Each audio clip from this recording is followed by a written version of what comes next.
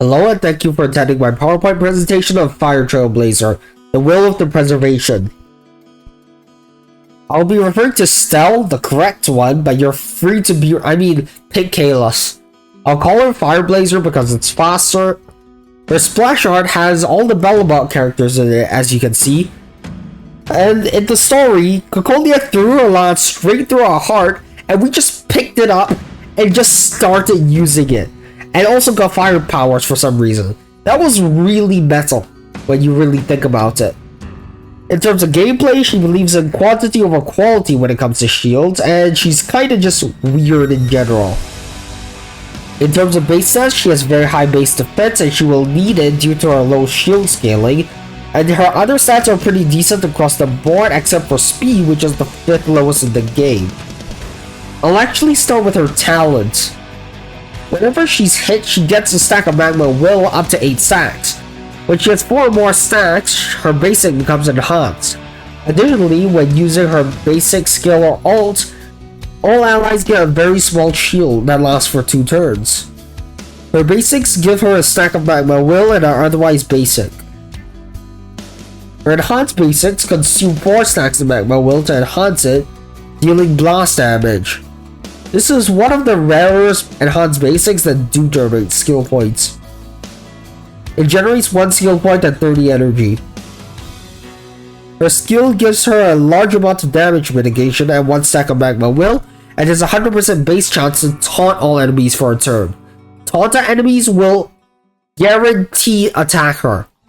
She is one of the only 3 taunts in the entire game, and the only non-limited 5-star one.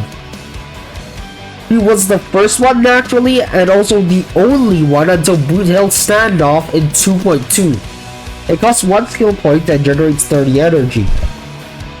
Her ult does damage to all enemies, scaling off both her attack and defense.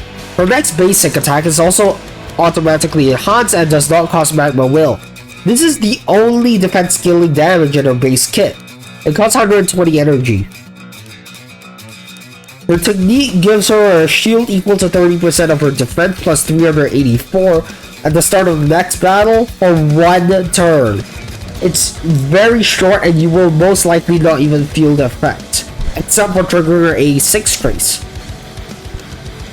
Speaking of which, her A2 trace gives all allies an additional 15% damage mitigation after using her skill. Her A4 heals her by 5% of her max HP after using her enhanced basic. Her A6 gives her a 15% attack buff and 5 energy until the end of the action if shielded at the start of the turn. She also gets 27.5% defense, 18% attack, and 10% HP from minor traces. Her E1 gives her 25% and 50% defense scaling on her basics and enhanced basics respectively. Her E2 increases her talent's shield by 2% of her defense plus 27. Her E3 gives plus 2 trace levels to her skill and talent. Her E4 immediately gives her 4 stacks of Magma Will at the start of combat. Her E5 gives plus 2 trace levels to her ult and plus 1 to her basics.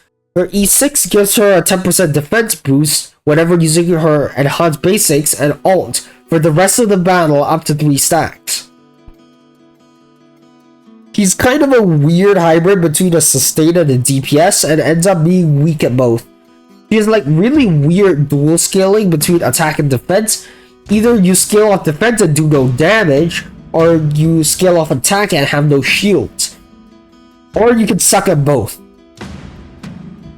At most, it can be used in certain Acheron Zero Cycle comps because it's the only preservation with the taunt that can guaranteed be attacked for trend for /dream, but Gallagher is still generally better.